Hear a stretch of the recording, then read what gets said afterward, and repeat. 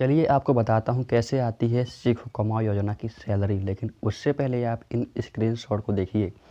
यहाँ पर 2 बार की सैलरी आ चुकी है। एक हो गई सितंबर मंथ की, एक हो गई अक्टूबर मंथ की।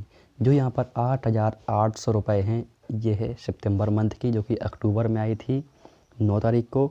और दूसरा स्क्रीनशॉट है 10,000 रुपये की, जो कि अक्टूबर मंथ की सैलरी है, जो 12 तारीख को दिवाली के दिन दोपहर में आया था आपके खातों में।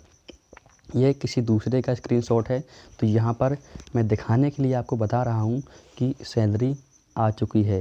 लेकिन हो सकता है कई लोगों की सैलरी ना आई हो। ये डिपेंड करता है उनकी कंपनी पर, वो जिस पर काम कर रहे हैं, क्योंकि वहाँ पर हो सकता है उन्होंने कुछ गड़बड़ किया हो, जिससे आपकी जो अटेंडेंस है वो सही तरीके से एमपी गवर्नमेंट के पास ना पहुंची हो, जिससे आपकी सैलरी में कुछ गड़बड़ हो सकती है। तो इसलिए हो सकता है कि आपकी सैलरी ना आई हो। तो यहाँ पर आपको ध्यान से देखना है। तो मैंने यहाँ पर किसी और का पोर्टल ओपन कर लिया, उससे आईडी पासवर्ड ले करके। तो यहाँ पर आप देख सकते हैं वर्ष 2023 महीना सितंबर का है। कुल कार्य दिन 25, दोनों में 25-25 है। उपस्थित दिन सितंबर में है 22 दिन और अक्टूबर में है 25 दिन। मतलब ये जो युवक है वो सितंबर में 22 दिन आया है और अक्टूबर में 25 दिन। छुट्टी उसने कितनी ली हैं? सितंबर मंथ में उसने 3 छुट्टी ली हैं और अक्टूबर मंथ में उसने 0 छुट्टी ली है, मतलब एक भी छुट्टी नहीं ली है उसने। कुल स्टाइपेंड कितना मिलता है? 10,000 रुपये, 10,000 रुपये, क्योंकि ये बीटेक वाला बंदा है तो इसको 10,000 रुपये ही मिलेंगे। यदि आप डिप्लोमा हो, 12th पास हो, तो वहाँ पर अलग अलग हो सकता है। अब बात करते हैं कंपनी आपको इस पर कितना देती है। तो 10,000 का 25% आपको कंपनी देगी और बाकी का बचा हुआ 75% आपको एमपी गवर्नमेंट देगी।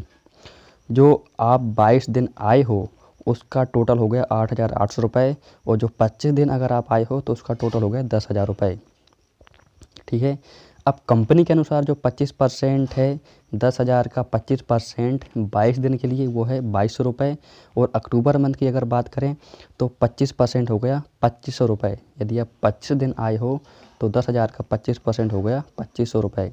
एमपी गवर्नमेंट का ठीक इसी तरह से हो गया 75% हो गया 6,600 रुपये, जो कि 22 प्रेजेंट का है, और 7,500 हो गया आपकी पूरी अटेंडेंस का। अब यहाँ पर प्रतिष्ठान के स्टाइपेंड के योगदान की स्थिति क्या लिखा रहा है यहाँ पर? प्रोसीड और प्रोसीड दोनों में। देखिए सैलरी आने से पहले यहाँ पर प्रोसीड लिखा हुआ आ जाता है, बट सैलरी आने में टाइम लगता है।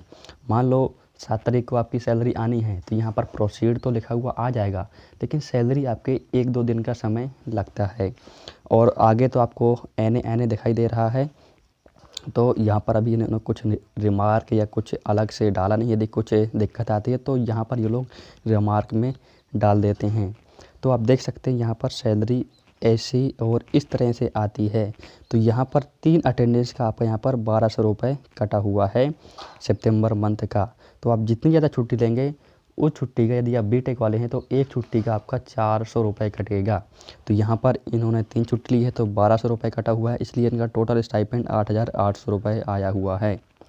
तो इसी तरह से आपकी सैलरी आती है। तो मैंने आपको सबूत भी दिखा दिया है कि सैलरी आई है या नहीं। यहाँ पर ये पेटीएम पेमेंट बैंक का सबूत है, क्योंकि यहाँ पर भी एक ऑप्शन है कि आप डीबीटी इसमें भी चालू कर सकते हो, पेटीएम पेमेंट बैंक में।